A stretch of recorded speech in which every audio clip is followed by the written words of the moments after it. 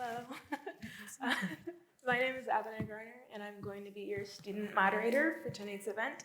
Thank you again for taking time out of your evening to be here today. We really appreciate it. So yeah, let's welcome on our panelists. I'm going to turn this off. Have a good panel. Thank you.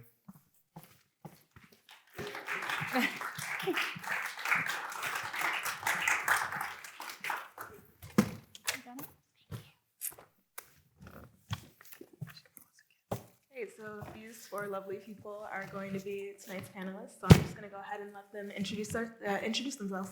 So just tell us like your name and a little bit about yourself, and what do you do? Sure, thank you. Good evening, everyone. My name is Sasha Ongtenko. I currently work as a workforce systems strategist, I'll call myself.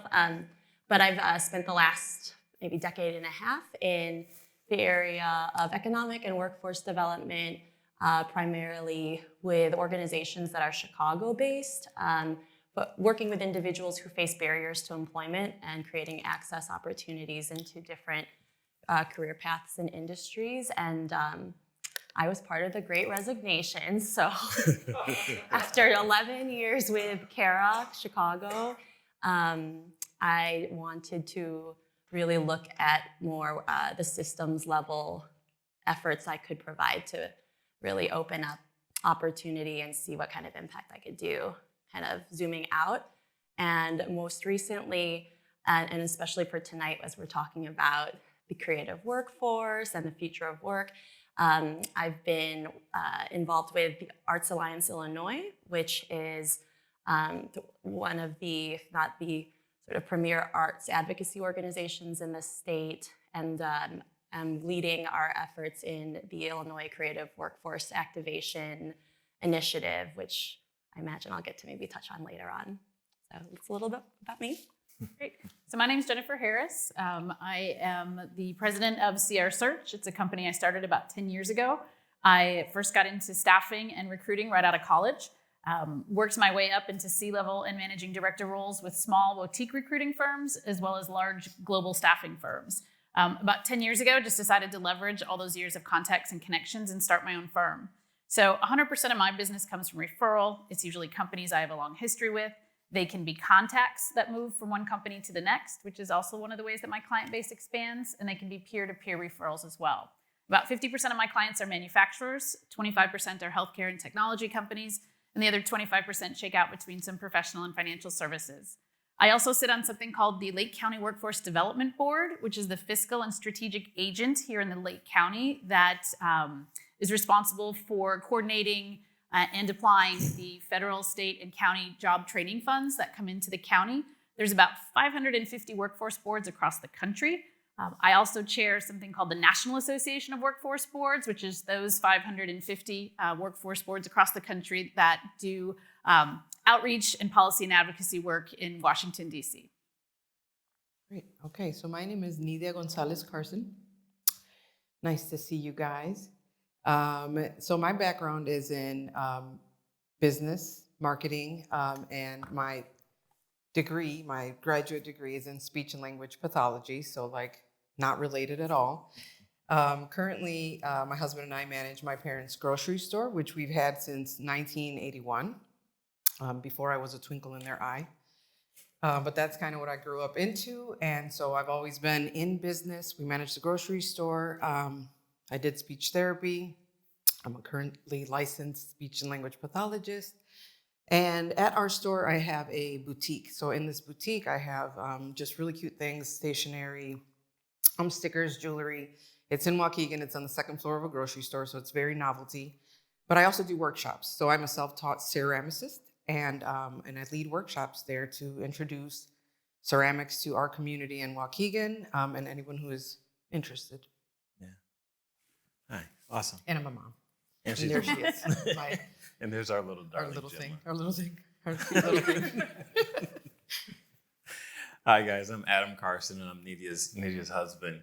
A little bit about me. My background is not in the grocery business or in making coffee. It is actually in public health, healthcare, banking for healthcare, consulting for healthcare, and so I've had a little bit of a circuitous route to the spot that I'm in. The only experience I have in grocery stores is when I was in high school. I worked at Kroger in Mississippi, where I'm from.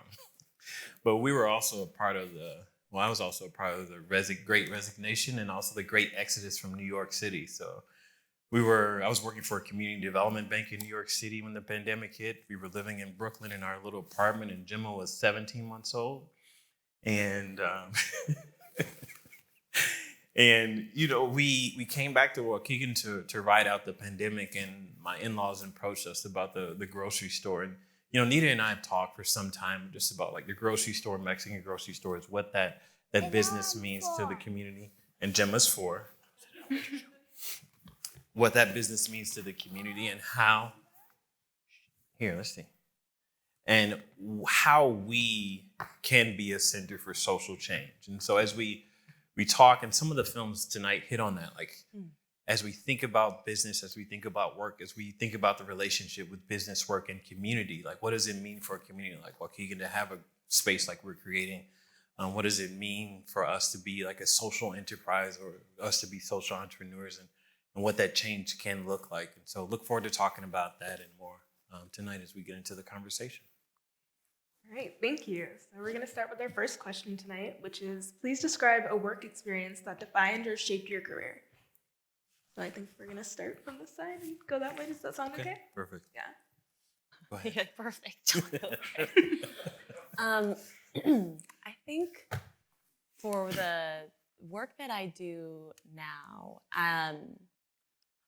I'll like actually reflect on what we saw a lot in the short films, and especially the last one of the last clips in terms of career shifting. And when I came after I graduated from DePaul University, I studied economics, and I was one of the very few identifying female graduates in our economics and finance program at the business school. But I knew I didn't want to take economics and go into hedge funds like all of my all of my fellow graduates. I was really hoping to, at the time, we talked about social entrepreneurship. I had been introduced to a project called the Economy of Communion, which was an international sort of alliance of businesses, small to mid-sized businesses across the world, who really were in this space and were values-based businesses that felt that the purpose of business was to be a community, just to be a community place-making sort of connector, and using profit for good, using profit as a way to be able to fund social projects and support their community. So like businesses that saw themselves as stakeholders in the community that played a role in increasing the quality of life for the residents. And so I was so fascinated and did like this undergraduate thesis on that project. And I remember my advisor was like, we had a lot of tension because it was so counter what I had been studying in economics, profit over people, and it was just very backwards for me. And so I remember coming back after a year abroad when I graduated and really wanting to continue to pursue that. And when I was in graduate school at night, I had decided to pay for graduate school by working in hospitality sales during the day. So I was working at the W hotels downtown, selling guest group rooms and meeting space to pharmaceutical companies, medical device companies, entertainment. It was just kind of the gamut. And at night I was going to class with these social entrepreneurs, and I was so conflicted internally, in terms of what I was doing. I had to really do a kind of an examination of conscience. And in graduate school, I did connect with the organization that I did end up working at for 11 years through a graduate course. And so to anybody that's out there, the power of networking is real. And I remember doing that graduate project, staying and learning about this organization, CARA, helping them with their mission statement and values and things, and was so inspired by their work to really combat poverty and homelessness through the power of work, power of a job, purpose, and feeling really lifting up the lived experience and skills of individuals who were overlooked in the economy. And I was like, this is in my backyard. I need to this is where I want to be. And after 2 years more of working in hotels, I stayed in touch, but they came and reached out to me when they were hiring. And that was so formative. I remember that time in grad school meeting them. And then when I took a leap of faith to leave that sales job where I was very comfy and, from a sort of like stability, we'll say, lens, but I was not fulfilled. And I took the risk, rolled my sleeves up, left graduate school because I lost my tuition reimbursement, and really got into the work, and then similarly I started a social enterprise for Kara, a mission-driven staffing firm. I mean, just took a lot of different entrepreneurial risks, but without having a master's degree. And I wanted to see how far I could go not that I'm like telling anyone to not pursue your education, but I do think that education comes in different ways, primarily through really your lived experience and the relationships you build along the way. And so over time, just to be able to sit at the tables that I didn't think I'd get to sit at if I didn't have like initials or like some degree after my name. It's really, I think, when you pursue something you're passionate about and you say your yes and you have peace about it, it goes a long way. And so here I am. I took another leap of faith, leaving a stable job, and I'm gigging now. I was just telling Jennifer backstage, I'm like, I'm a gig worker now. I'm working for different clients. I didn't want to leave an employer, like break up with an 11-year professional relationship, and then have like a what do they call it when you break up and then you have a rebound relationship with the next person. I didn't want a rebound relationship with the next employer. I was like, I'm going to date around and meet different companies, work with different sectors, and really see what maybe is possible at a systems level. So that's where I'm at now. And it's, again, like another chapter and a lot of learning. And I guess that was just like sort of the formative time. And all that to say, career paths don't go like this or like this. It's always like a turn here. You might think you're taking 2 steps back, but then you like leap up. It's just have to really be open to the journey. So that's a great segue into the 2 stories that I'll share with you. Is the first one was I had always wanted to be a lawyer all throughout high school, all throughout college. That was my goal. Took my LSATs and bombed it. LSAT is the entry test for law school, and applied, didn't get in anywhere. I'm like, oh my gosh, I need a plan B. My parents were like, you need to go get a job. So I went to a staffing company, and the women that worked there were great. And they're like, well, what do you think about working here?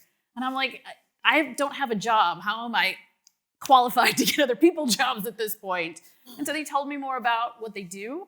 And again, just kind of took a leap of faith and decided, all right, let me try it. I still lived at home. It was a 100% commission job, which means, you are not getting paid unless you produce and perform. And it led to, obviously, a career that's been almost for 30 years now. The second story is that I was 10 years ago, before I started my own business, I had a job downtown.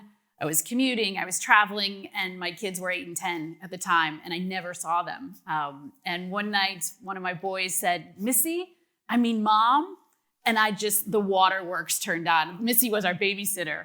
And I told my husband, I'm like, they just called me the babysitter's name. And he's like, I'm sure it wasn't, they didn't mean it, but it was just this profound moment that I was like, I need to be more in control of my life and my career.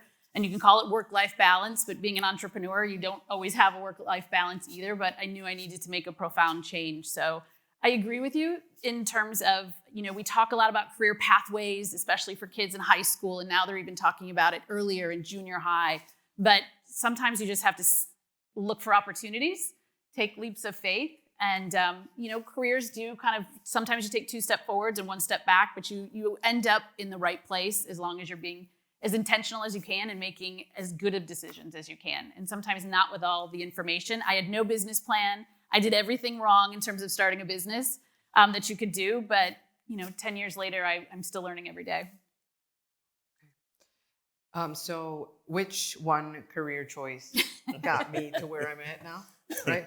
Yeah, So I was born into the grocery business, not my choice, right? And then my parents said, listen, we don't know how long this is going to last. You better go to school, get something safe so you can pay your bills, etc. So I'm bilingual. And so speech and language pathology. I was like, I can do this. Went to school, got my degree in speech and language pathology. I maintain it. And so even though I kind of, I still do grocery business, I feel like my life has changed, and it's through being vulnerable and putting myself out there like over and over again with everything that I'm interested in. I find that I'm interested in something and I go full speed ahead. Don't care what anybody thinks. I'm just like, all right, I'm putting myself out there, being vulnerable, and just kind of listening to my heart and what I want to do, because there's some things that are already kind of predetermined for me. But if I want to make a change and do something different, then I got to work towards that. And so I got to be a little bit fearless and vulnerable, and I got to keep trying and trying again. And I would say that there's not maybe just one thing that has led me to here, but really just the amalgamation of all of these things, really. For me, there's been so many different things that happened in my career in industry. And I think what was most formative for me is my first job. So I was also in graduate school at the University of Michigan, and like going through this really the struggle, it resonated with me. The struggle of like hospitals exist to earn profits, right? They don't necessarily exist to like make communities healthier or better. And a lot of times like those challenges of like making communities healthier or better exist outside of like the control of hospitals, right? But for me, I went into healthcare being a young Black man from Mississippi, seeing health disparities, seeing poor health outcomes like rampant across the state, and really trying to grapple with like, okay, well, what can I do, right? I was a part of the group of kids that went to school wanting to be doctors and realized, okay, well, if I get this degree in chemistry and pre-medicine and I don't get into medical school, then I'm just stuck with a chemistry pre-medicine degree. And so I just happened to discover a hospital administration program. Went to the University of Michigan to study hospital administration after graduating from Jackson State, and just begin to see like everyone is going to get, internships or work for, these large hospital systems. But again, those hospital systems aren't necessarily vested in community. So I wound up leaving Michigan because I also studied higher education when I was there and was just curious about life, world, and social inequality. And around that time, there was a conversation starting in healthcare about health disparities and social determinants of health, which has now become health equity. I go back to Mississippi, and I just so happened to apply for a job at the University of Mississippi Medical Center. And the CEO of the hospital had previously been at University of Pennsylvania Hospital in Philly and thought really highly of Michigan students. And he was like, well, it doesn't really matter if you finish grad school or not. You obviously got into, you're smart enough. And so I started working for this man, and he's a really fascinating guy. He just retired from CEO of University of Alabama in Birmingham Hospital. But one of the things that he said, in addition to don't drive your best car to work, drive your worst car, so your employees like will want to work harder for you. They're not going to work hard for someone that drives his $100,000 car to work. But he said, learn as much as you can while you're in this job and then leave, because you're not going to be promoted. You're not going to be encouraged here. And that's just the nature of work sometimes, right? Learn, grow as much as you can. And that's something that stuck with me. And it especially stuck with me because he started a trend that I saw over and over in my career. You have this, exciting new leader that comes into an organization. They create a job. Oftentimes their job is called project manager or senior director of project management or director of strategic initiatives or executive project managers. These are all job titles that I've had. And at 6 months after taking that job, they leave the organization. Because there's a real challenge, and I've observed this being a consultant in healthcare, that there's a crisis of leadership in our industries and in our organizations. You have like these great big moments of change that are happening outside of organizations, and organizations don't have the capacity to change to meet those challenges. But you have a workforce that's disconnected, people that are disconnected, and clients that are disconnected from this work. And I saw this time and time again in my career. I mentioned we were part of the exodus from New York City. So I wound up getting laid off from the Lake County Health Department. We took some time off just to figure out our life, and we found out we were pregnant with Gemma, which is a really great time to find out you're pregnant after you've been laid off from work. And so, I'm just out here looking for jobs on LinkedIn and just come across this organization in New York City. And I'm like, man, I remember asking Nidhi, I was like, how would you feel about moving to New York City? Let's go. And so we wind up moving, we get there, and it's the usual. My title was something, what was it? Deputy Managing Director of Performance Improvement. I've had really great titles, right? But it's the same thing, an organization that was struggling through figuring out how to respond to the needs of small practices and hospital systems in New York State. And so what wound up happening, the pandemic happened, but before the pandemic happened, the managing director that recruited me there left the organization. And I remember thinking, this is just a trend I just don't want to be involved in. I don't want to be involved in trying to change an organization to do the right thing, having conversations with CEOs about how to step up and be the leader that the organization needs to be in the moment. There has to be something more out there. So I remember us going back home, and we had talked about running the store. The idea to open a coffee shop in the store is just Nidhia's original idea was sneakers. And sometimes the store closes at 6. Nidhia's original idea was sneakers, and we just kind of stumbled upon coffee. But we were really thinking about ways, again, to bring community together, create community, and start a revitalization project in our community. And so in a lot of ways, there was not a definitive moment in my career that led us to this place. There was a series of letdowns and just realizing that sometimes the type of person, individual you are, there's not an organizational fit.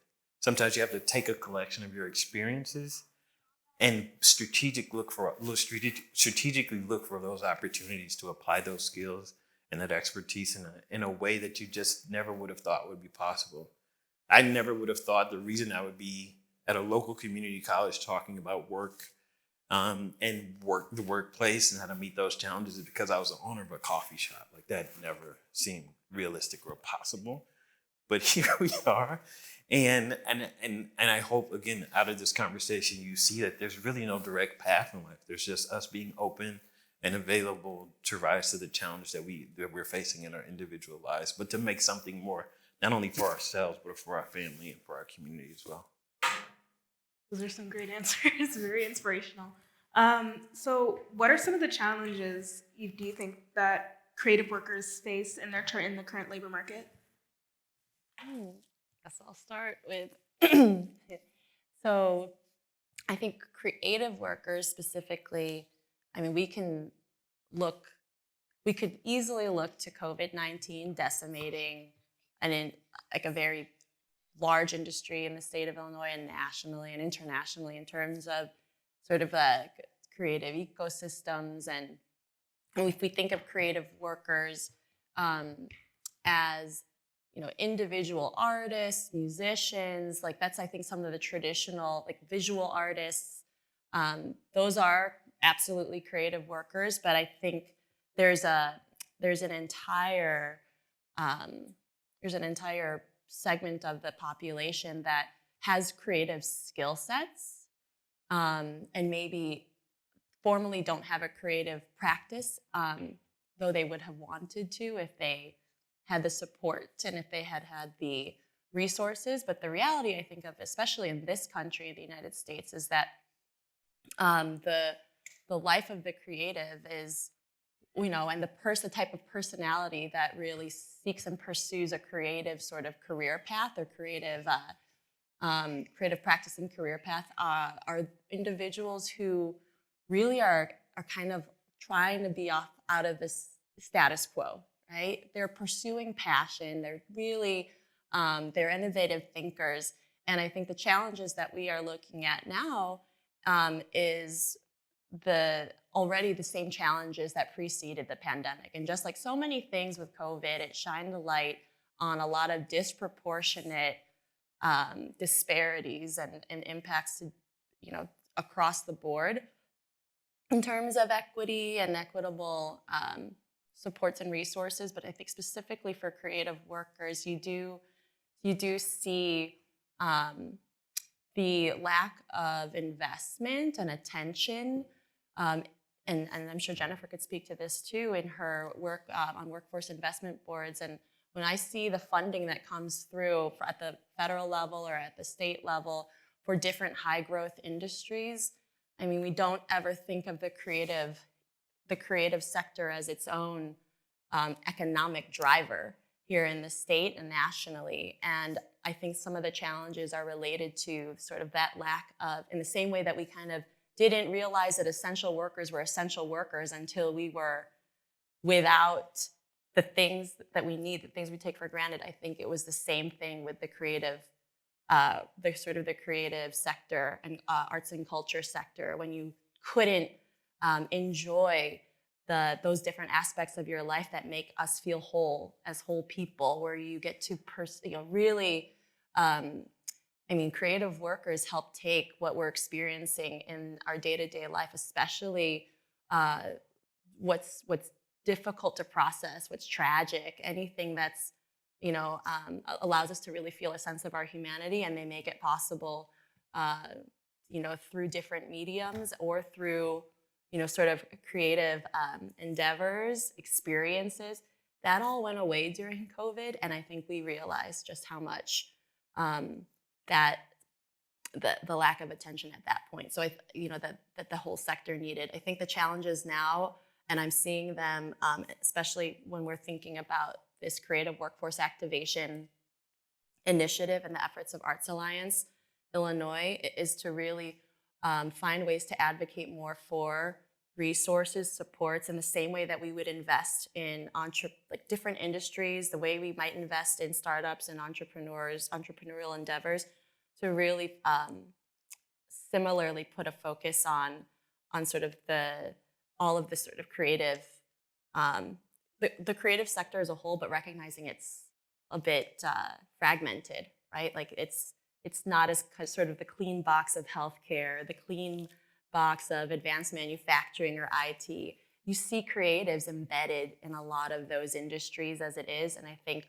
really thinking more imaginatively and innovatively of where we can see the skills that creatives naturally possess, really creating new opportunities and really looking to see where those skill sets are transferable and plug in to different organizations and different industries to really increase productivity, innovation, and resilience. And the challenges now I think are related to still having systems that don't support that, systems that are just not yet caught up with, or infrastructures that know how to support individuals who hustle and who kind of straddle different, are straddling different industries and don't fit into clean boxes.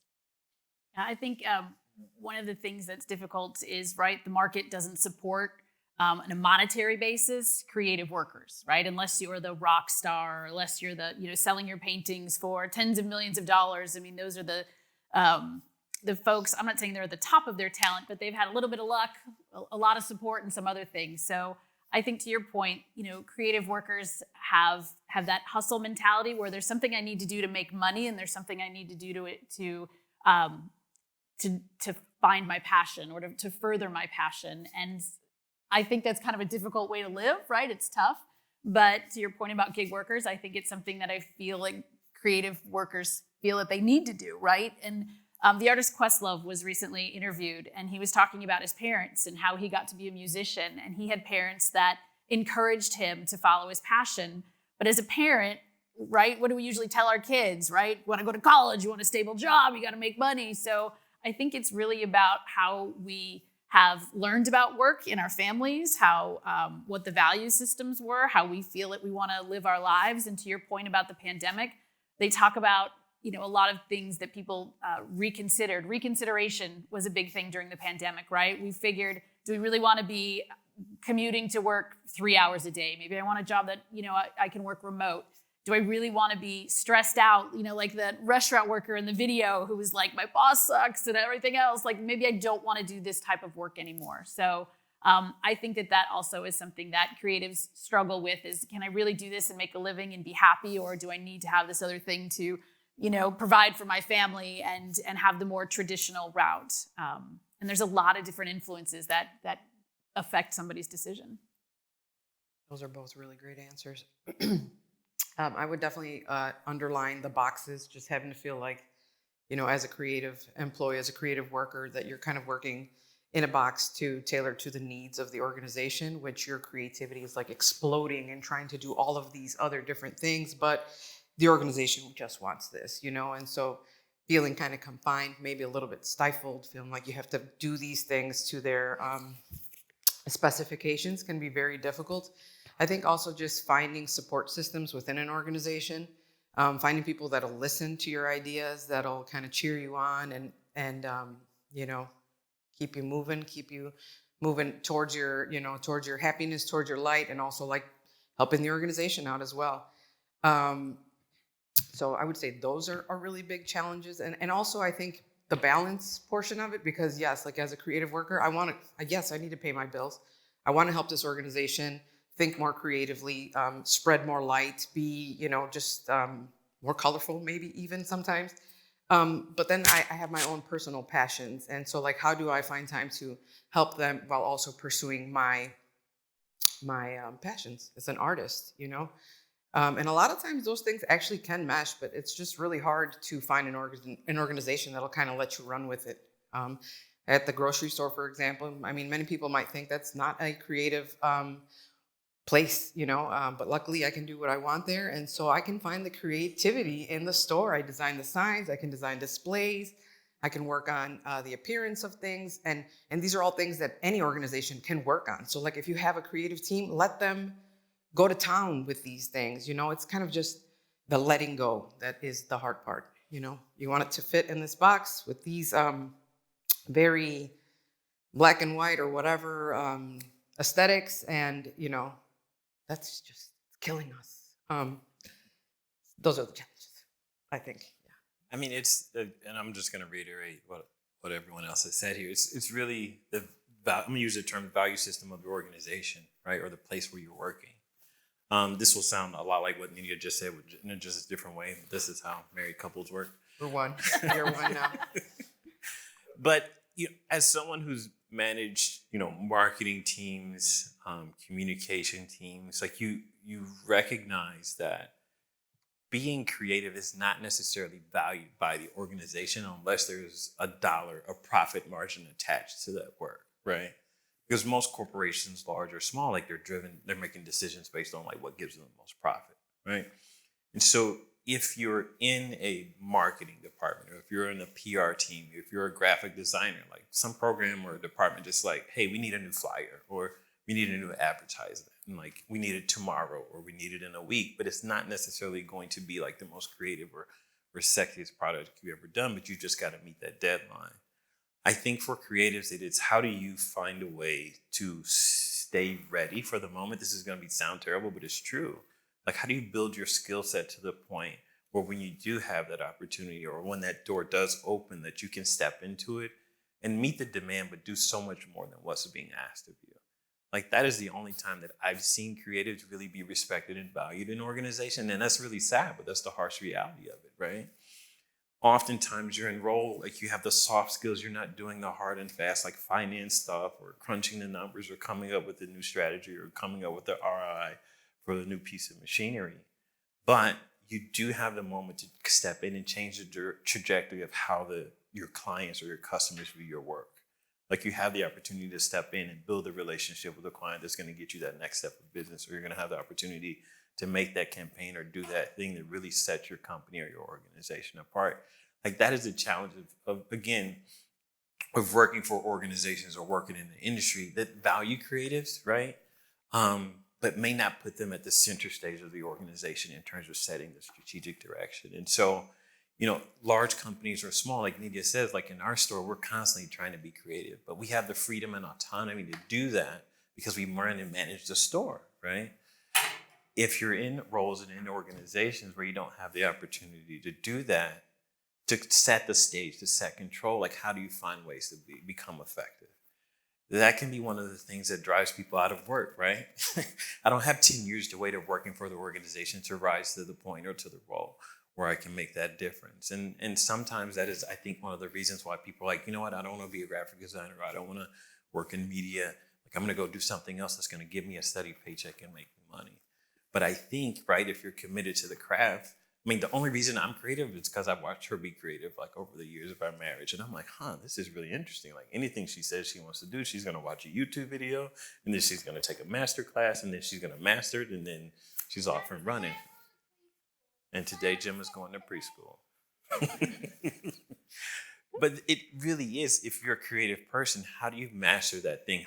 If it's what you're passionate about or enjoy, how do you become such an expert that the moment you have the opportunity to apply it, you're ready? And I think that's one of the skill set that not only creatives need to have, but just as us as workers in society at large. Oh, okay, well, I think we have time for one more quick question before we open it up to Q&A. So the final question is, how can we support, sustain, and strengthen a creative workforce? I mean, there's so many ways we can support the creative workforce. I'm going to respond to this question, but I also kind of want to respond to my fellow panelists here, because I think if for many of us who work in organizations currently, or maybe, and especially if you own your organization, own your business, I think as we just heard, I think you have more autonomy to be able to kind of do what you want to do and live into the values that you want to live into. But I would say really for anyone that's currently, just in your immediate area, wherever you are working, living, worshiping, playing, like to this the ability to shift narratives, right? And to recognize, I think we support creatives truly by acknowledging, even within ourselves, that it doesn't have to be so binary, right? We don't have to, why should it be just one or the other? Why can I only work in a certain way to make money and have stability and have to abandon my passion or abandon this dimension of who I am?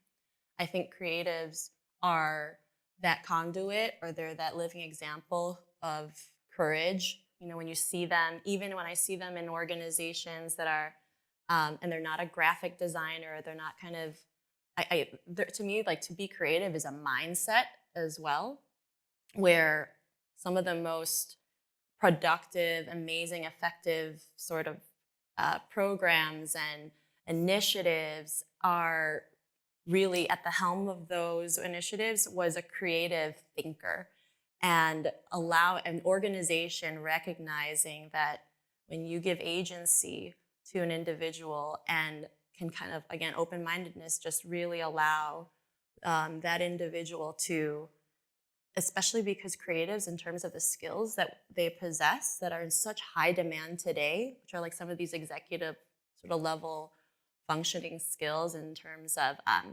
empathy, being able to really connect with people, the most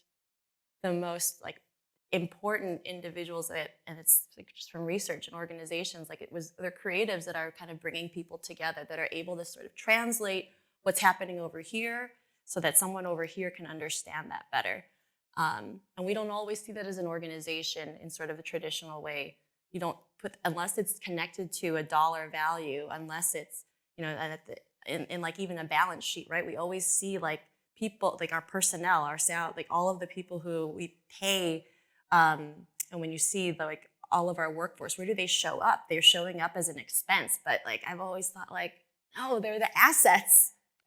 We are really to be able to see that value in each person, and recognize that creatives are the catalysts for connection. They're the catalyst for equity, the catalyst for really a lot of the innovation productivity that we that we really yearn for, and that you have businesses that will bend over backwards, and instead of cutting cost, they could cut costs, they can cut people, or you could really lean on the strengths of your talent and allow them to, really set up the conditions as an organization, or if you are someone in an organization and you see that, support that, advocate for that, be able to kind of do your part to shift the narrative across what really brings value in the workplace, in your, in the school environment, wherever the environment that it is you are living and working and playing.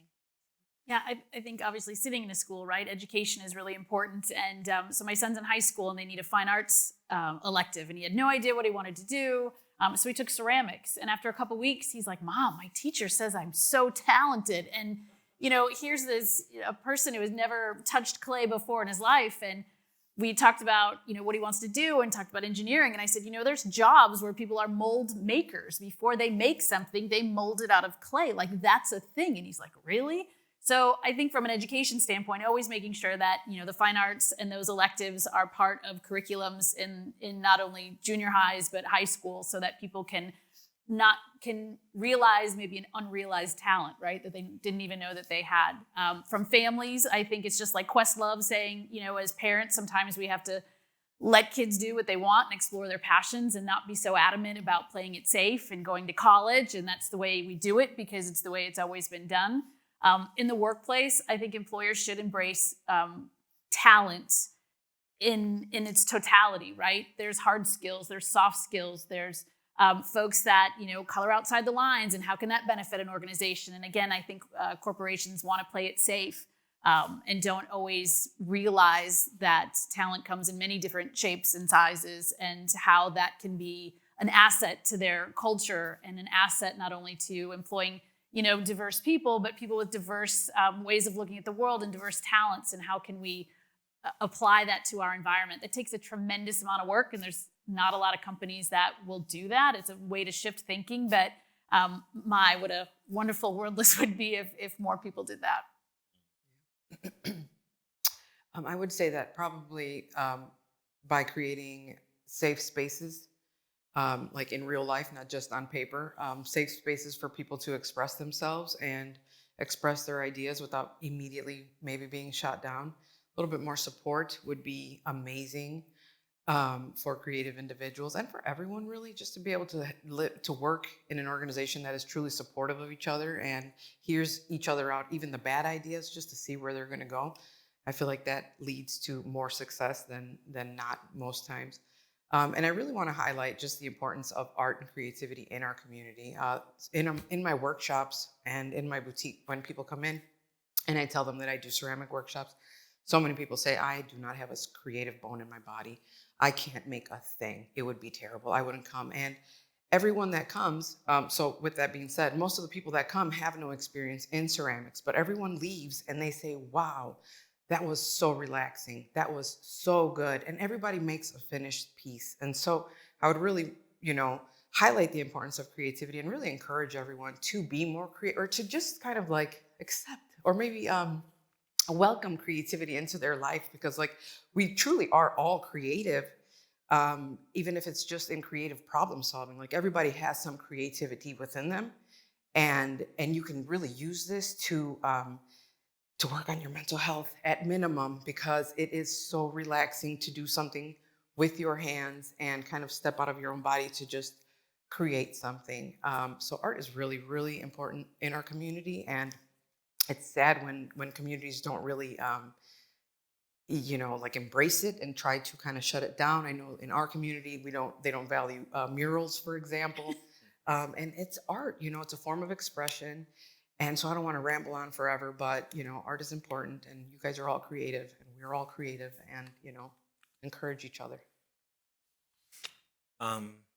Yeah, what she said.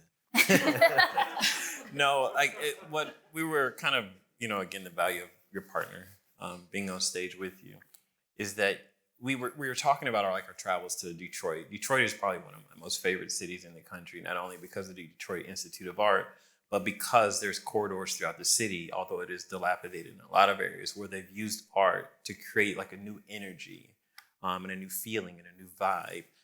and how there are organizations that have sprung up in response to that support the arts, that support creativity. There's all sort of urban garden and landscape, and we're seeing the same thing in Chicago, right?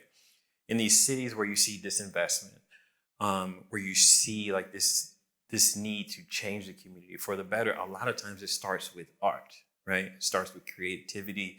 It starts with allowing artists to express their freedom, and have freedom of expression to create new spaces and community. Along the way in my journey of life, I also studied urban planning, and one of the things that stuck with me is this term about urban acupuncture. So it's the reason why, like in Chinatown in Chicago or in Pilsen, like different centers and nodes and communities have different feelings, elicit completely different emotional and sensory responses. But what stuck with me about that is, if you look at the arts, if you look at community, if you look at our built environment, like we all have a role to play. Our businesses and organizations, our local municipalities have a role to play in shaping how our communities look and feel. And if it centers with the art, it's a much more holistic approach towards changing communities for the better. So what does that mean for institutions of education? It means that we're training the next generation of artists and thinkers to go out and place art at the center of how they look at society and look at the world. We're training the next generation of thought leaders, of business leaders, to think about arts and creativity when they think about leading organizations in new and exciting ways. We're creating new paradigms in which we can teach education in the lens of education on how to do more better, how to be better people, and to be centered in like recognizing creativity and having the soft skills and the ability to not only like step into the moment and just be a good worker, but also to lead others with conviction and a desire for us all to create these types of things that we talk about in like peer-reviewed journals, like inclusive, equitable communities and societies and workplaces. Those only exist when we can change our value system. And there's a role that colleges and universities play in shaping how thoughts are brought into society, right? We can't achieve the great workplace if we don't have a new paradigm that's ushering in change. We can talk about it all day, right? We can write about it, and it can be the thing that we talk about on TikTok and on Instagram and on Facebook. But until there's a wedge of new ideas that then creates the space in society, like this is just going to be the conversation that we talk about 20 years from now, right? We're still going to be talking about how do we create inclusive workplaces. We're still going to be talking about how to make art the center of things. And really, I really honestly think it can be the role of educational institutions and their public leaders saying, we want our community to look and feel differently, and we could think that commitment starts in the arts. Then you have universities that are ready, that have an army of artists, that have armies of creatives that are ready to go out and apply their disciplines into those communities and start that transformation. And then the hope is that small transformation then leads to bigger change, that creates the types of micro and macro economies that support creatives and gives them the tools as entrepreneurs to take their creativity and make a business out of it, right? We still live in a capitalistic society, and so you can be the greatest photographer and painter in the world, but until you can get a commission for that piece, you're still going to be trying to figure out, okay, how do I turn this into a thing that I can make a living and sustain myself and grow myself and also grow others in my community? And so I guess that's the challenge, is like, how do we take this from conversation to like really starting to see the types of institutional change within the halls of education that then help spur things outside in our communities? All right, so let's give a round of applause for our panelists.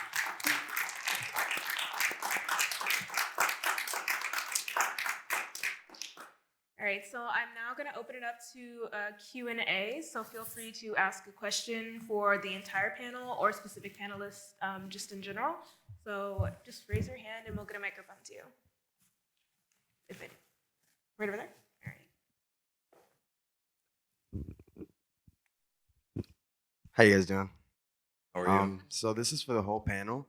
What is one big takeaway, and how has it shaped, like one takeaway from your guys' journey, and how has it shaped who you guys are today as a human being?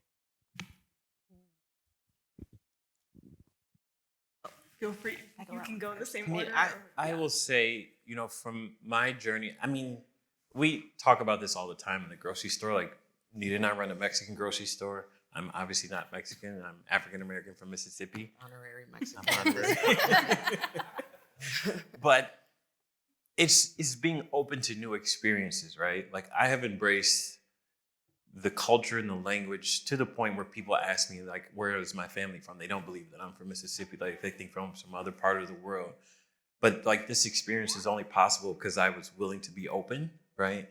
And fully embrace like the place I was in life. We did the same thing. We were in Brooklyn. We completely embraced that experience, like open ourselves up. And I think it allowed us to live life more fully. And I think when you allow yourself to be in the moment, be present, and live life fully, you just transform the trajectory of like not only your thinking, but people around you and like their experience and their journey. Because they see you living this life and they're like, wow, this is really cool. Like, how do you do that? It's like, well, come work with me in a Mexican grocery store and you'll find out. I've said that to a lot of people who are not Mexican, and I see them pause to think about it, right?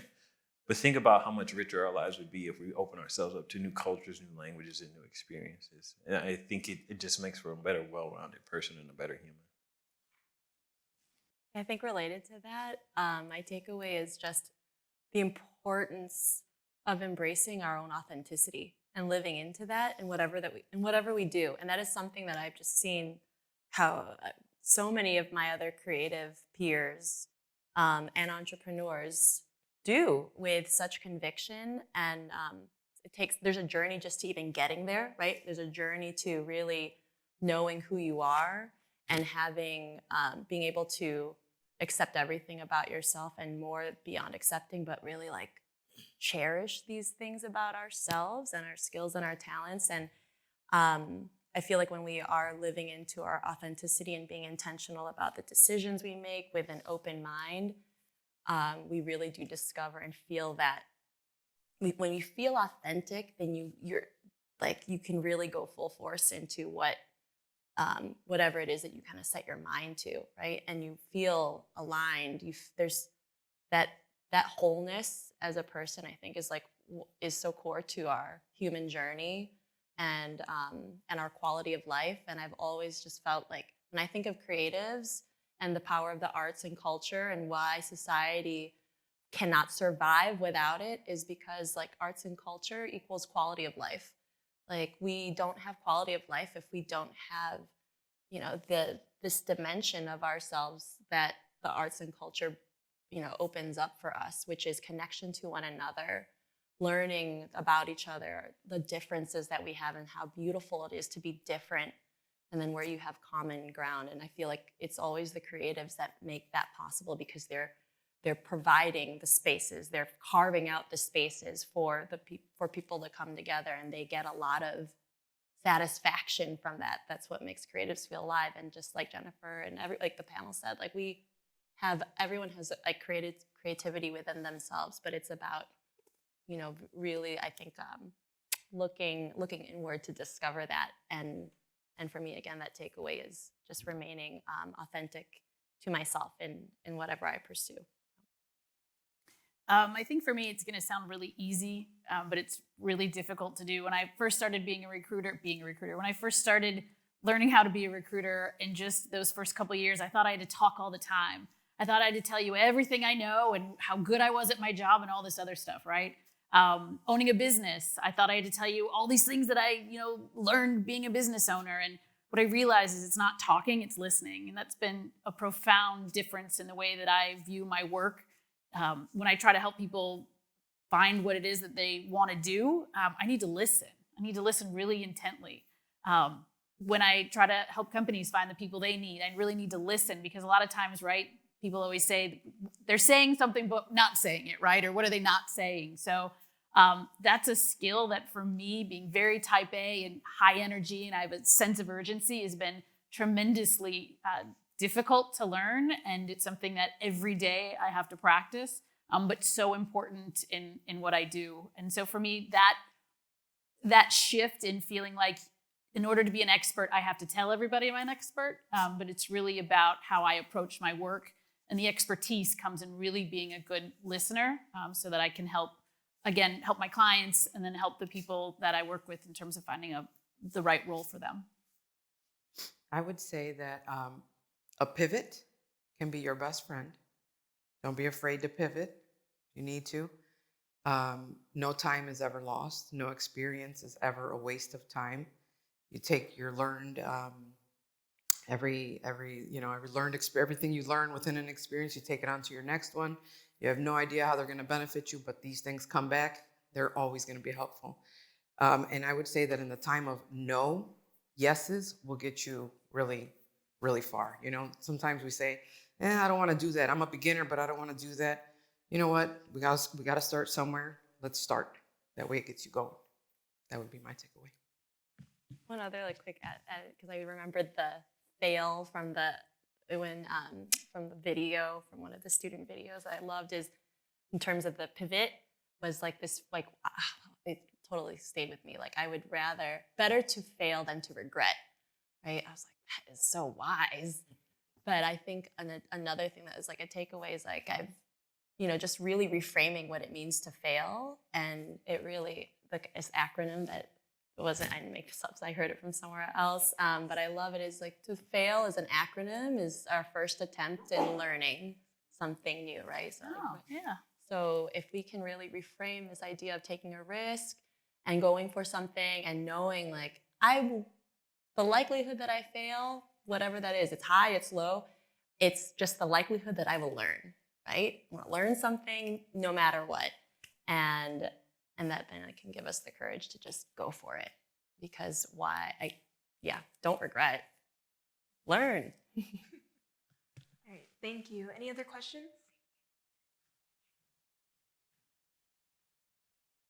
No? Okay, well, if there are no more questions, then I guess this can conclude our panel for tonight, unless you guys have anything else you would like to share. No? All right. Thank you. Thank you. Thank you. Thanks.